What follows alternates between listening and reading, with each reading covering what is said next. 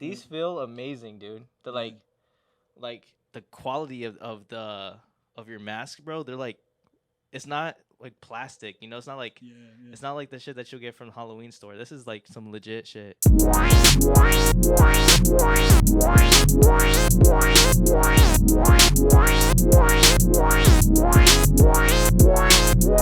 to the Beverage Club podcast. It's your boy Patrick Hayes. I am in Anaheim, California. I'm in Anaheim right now with my boy Isaiah Diaz. What's good, everybody? Dude's a super talented graphic designer, graffiti artist, 3D modeler. This dude was my b-boy mentor.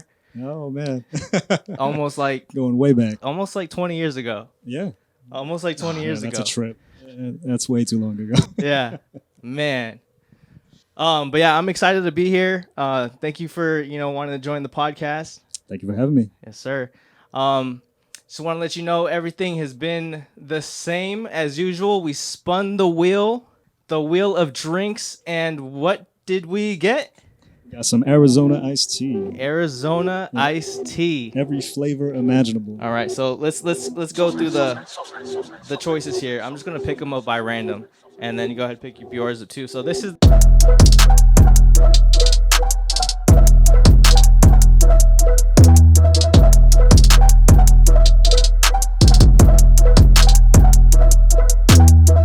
Feel free, choose whichever one you want. I think I'm gonna go for this one right here. This is black and white. Perfect. And I'm going to get the green tea with cucumber citrus. This ASMR here. Oh yeah, should have got it. All right.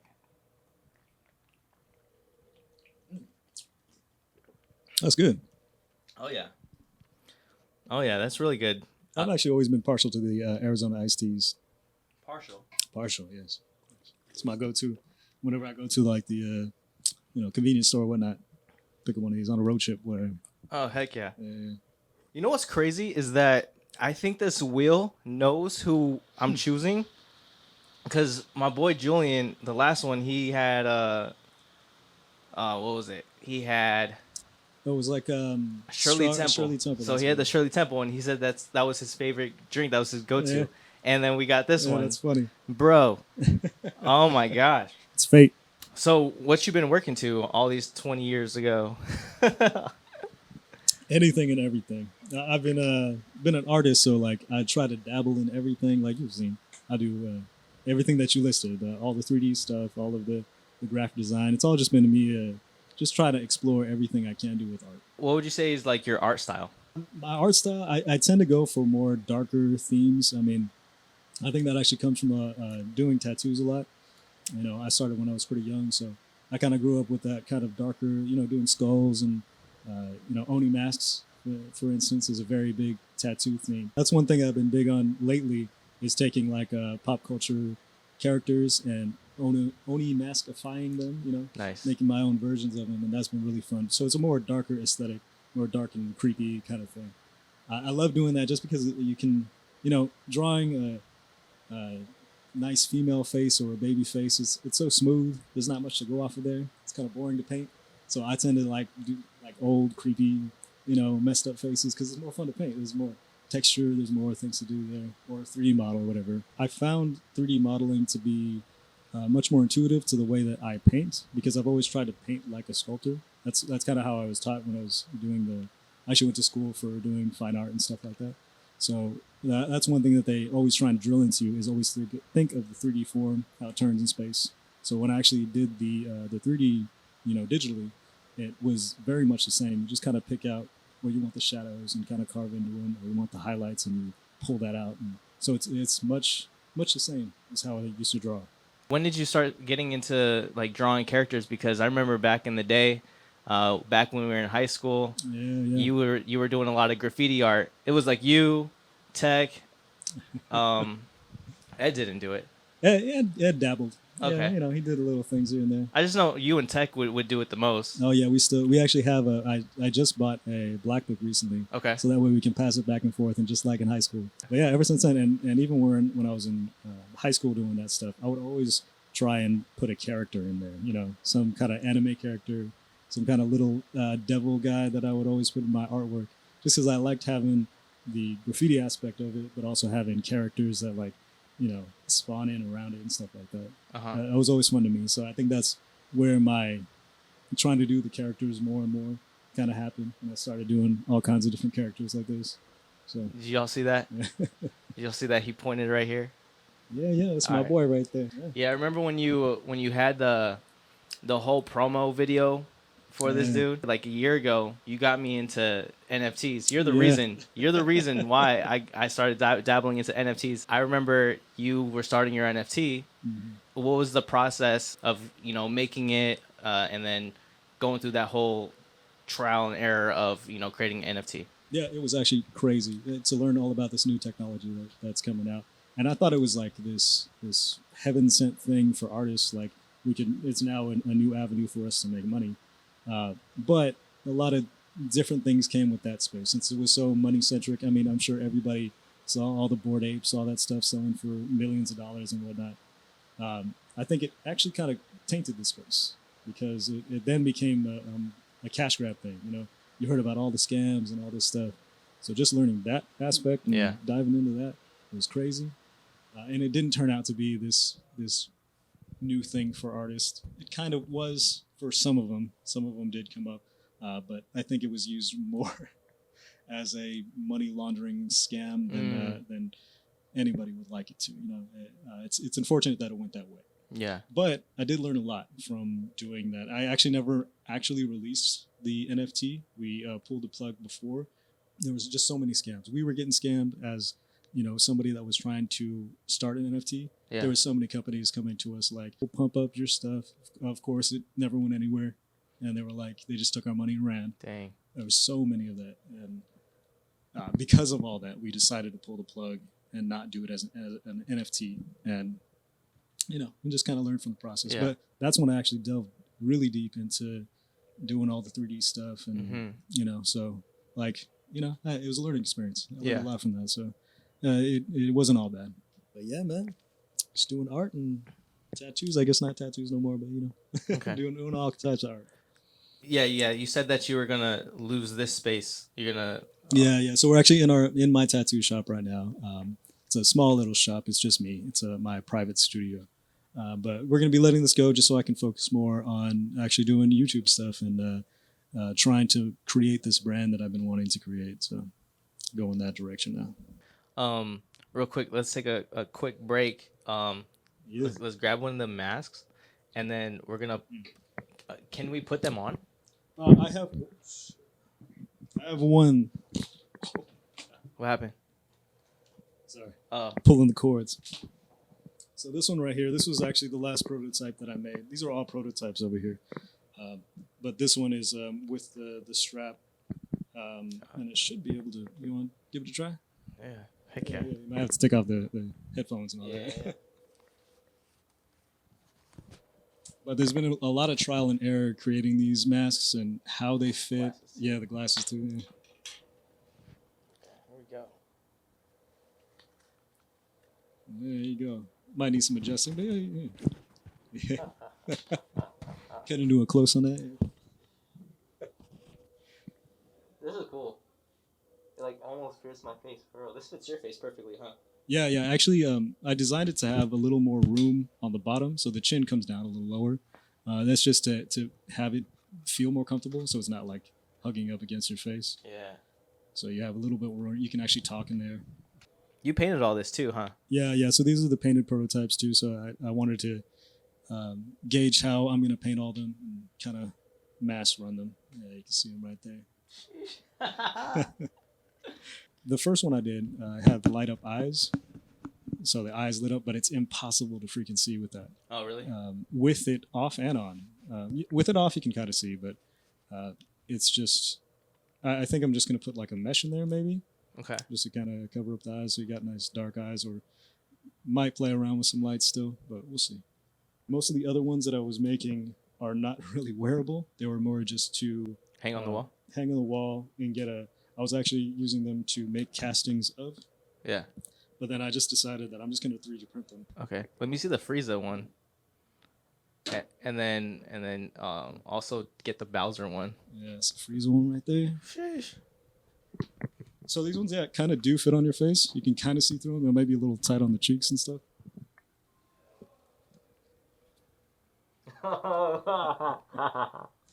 This is the dope intro for the podcast. Yeah.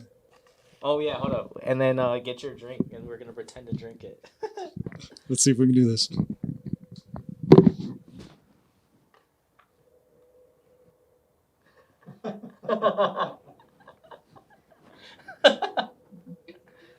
That's funny. Nah, these are dope, bro. This is that dystopian like touch that your style is about, right? Yeah, for sure. Yeah, each one has been a challenge to try and still make it look like the original character, but still kind of spooky and still fit on your face too. Like that, especially that one with the big bubble head that it has. Yeah. It was a challenge to try and fit that on the head because on the original Frieza, the bubble is like his entire top of the head. It's huge. So I had to shrink that down on it. This is dope. They've been fun, man. Each one has been so fun. It's super dope. And I'm liking how they're coming out. Like this one I was really pleased with how it came out. It still your Bowser, bro, feels like Bowser. They gotta like hire you for Universal Studios or something, you know. Yeah, whoever makes Mario, who makes Mario? Well, they got the new Bowser roller coaster thing.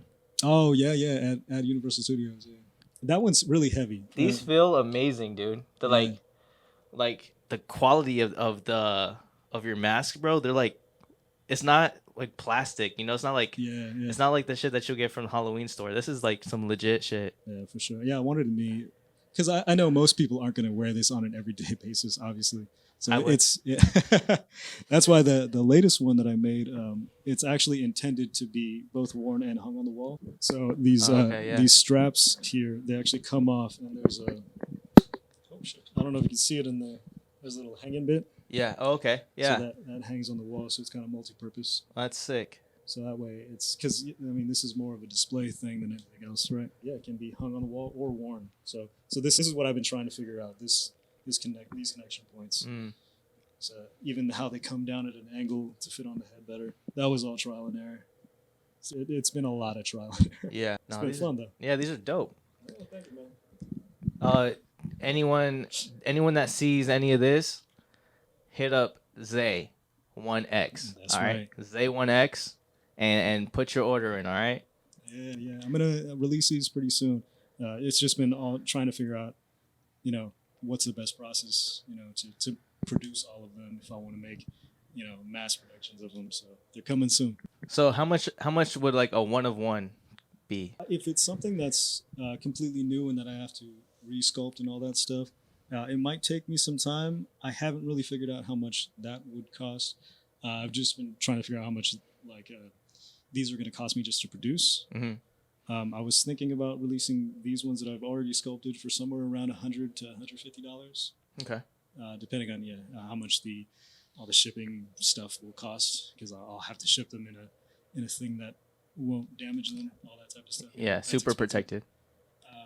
So yeah, that's a price range I'm thinking for those. But if it's something that I have to sculpt and do something custom, just the time to create something new, maybe in the order of 300. 300. Get your orders in because it's gonna go up. I'm letting you know right now. We'll see. Them orders are gonna go up. So get your shit right now. I'm liking this Arizona iced tea, man. Yeah, I took this cucumber one just because I was skeptical about it, and I was like, you know what, I'm gonna get it. How is it? It's actually really good. You taste all the cucumber. I do. Hints? It's like a hint, like a hint of cucumber.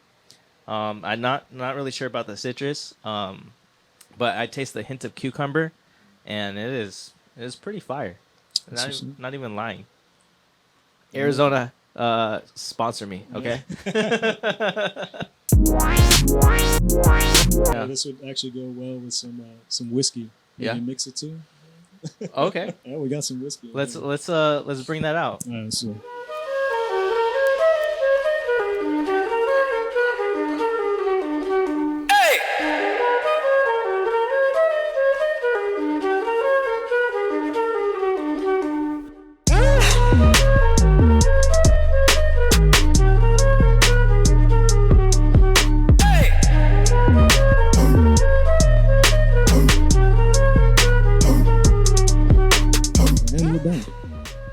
some whiskey in hand.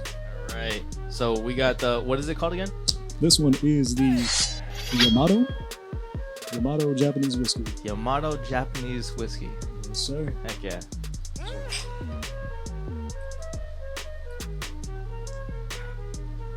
That's really good, dude. Yeah.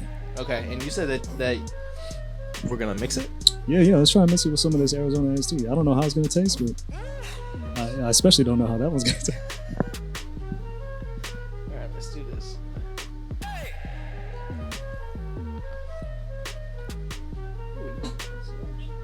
Hope no one comes out for us, okay? Let's see. It's all about experimenting. That's right.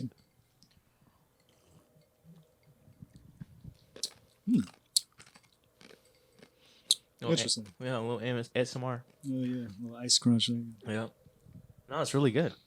I like that. Yamato, and for me, green tea, cucumber with citrus. Yeah, check out this bottle. I'm gonna show it on this camera. Oh yeah, This one right there. See there? peep that. Yeah, that's a dope little bottle. That is a dope bottle. I would never get rid of that bottle. I know. Yeah. Once I run through this, I'm just gonna like sit on my wall, 100%. sit on my shelf. In our house, we got a little bar area, and we have a literal top shelf that we put all the good shit up there. Nice, man. I need to get one of them for my house too. And you do a lot of DIY type stuff, right? Oh, for the house? Yeah. Oh yeah. Yeah, I've always been a fan of like just doing it myself. What would you say is like your favorite project, or the project that you thought you couldn't do but you did? Oh, for sure. We built an entire room in my house.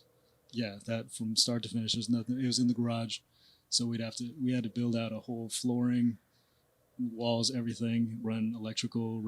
Put an AC in there. The whole fucking thing. Yeah, hella DIY, man. Just so many mistakes in that room. But hey, it's actually all up to code too. Yeah. Like electrical and all that stuff. Yeah. Oh, so we did it legit. Hey, you know all about code too. All about code. Dude, okay. Yeah, so the reason why I bring all that up is because back 4, 5, oh my gosh. It's like 6 years ago. 6 years ago, you created a brand. You and your wife created Drizzle. Oh, yeah. We had a food truck. Food truck. Remember you were telling me like everything had to go up to code and... Yeah, for the truck. It's actually a crazy process.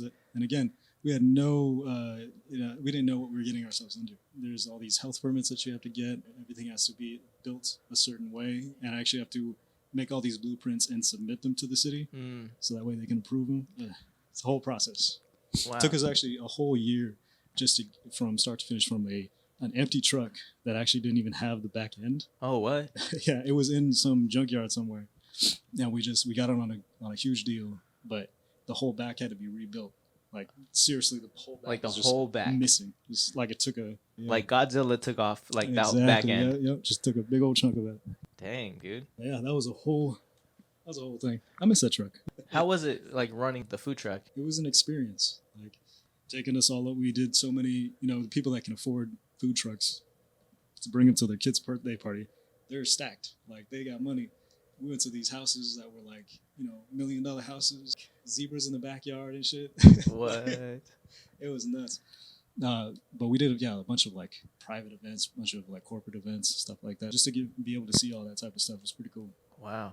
So what made you guys like think about going to do the food truck route? We had a restaurant prior to just a little mom and pop kind of thing. We did pho, and my wife is Vietnamese, so we had our mom cook for us, and she did all kind of Vietnamese cuisine. So when we let that go, we were like, we want to do something easier, something on the go. So we decided to do a food truck. I think it was my business partner that wanted to do a dessert. So we were looking at funnel cake and stuff like that. So we went that route and made a whole truck out of it. Drizzle. Funnel cakes and ice cream. That shit was legit. Yeah, we had a good run with it. We did a good, I don't know, maybe 2 years. And then we sold it. We decided to sell it. My partner, my wife, and I just decided to go separate ways and, focus on other things and start new businesses. When you go about selling like a business, how do you, like, what's the process? We just kind of put it out there. We put it first out there to other truck owners to see if they might be interested in just inheriting our truck. And then I think we did list it in some, public forums of a food truck for sale. But yeah, it's actually another food truck runner that ended up taking it. Oh, that's legit. Yeah. And they take everything, the whole IP, intellectual property, the Instagram, the website, all that stuff. Yeah, because there's basically two ways to sell the truck. Either you sell the truck for someone to do whatever they want with it, to make a different food truck with it, or you sell it as an entire business with IP, branding, all that stuff. It's what we built as a brand that was more valuable, Since that was more valuable, we were able to sell it for a bit more than just a truck. And I am burning up in here. I don't know about you, man. I'm gonna see if this AC is cranking. This dude's in shorts and tank top. Yeah, and I'm still burning up. in the weather. Heck yeah, dude. Is it just me? I'm like getting super hot in here. No, and it's just you. It's just me. Yeah. Yeah. No, is. I think because I dealt with the outside for so long all day today. Yeah. Even yesterday, because I was outside vinyl wrapping the construction trucks. Oh right, yeah, you're outside all day. I was outside all day, so I just that's all I've known for the last 48 hours. Yeah, I'm dying. Yeah, I'm too privileged, man. I'm out here in AC all the time, and I'm just like I'm like basking, like not basking in the sun, but like I'm just like chilling, just like big chilling right now. Mm-hmm. Yeah, especially if like being in here, a month before it's gonna go. So if you need your tattoos, get your tattoos in ASAP. Yeah, ASAP within the next 30 days or so. Yeah, hop in. This is Oni X Studio. Did you hear that? He said he's gonna hook you up. Yeah. We'll see. All right, just make sure you let him know that Patrick Hayes sent you, okay? Mm-hmm. And say that you're from Every Day We Drink or the Beverage Club, and then that's like the access code. So. Yeah, that's a secret discount code. Yeah. At checkout, you got to say Every Day We Drink. Let's go. All right, guys. Real quick, Zay, do you got anything that you want to plug? I'm going to be doing this YouTube thing a little bit more. So my YouTube channel is Oni_X. Or if you want to check me out on Instagram, it's ZAE1X. It's pretty much that on every other platform. So yeah, check me out on there. Yep. All the plugs will be right here. Yeah, just let you know. You want 3D modeling? Hit Zay up. You want tattoos for the next 30 days? That's right. Hit Zay up. Coupon code Every Day We Drink. Coupon code. Yeah. All right, guys. Well, hope you enjoy the podcast. Make sure you like and subscribe.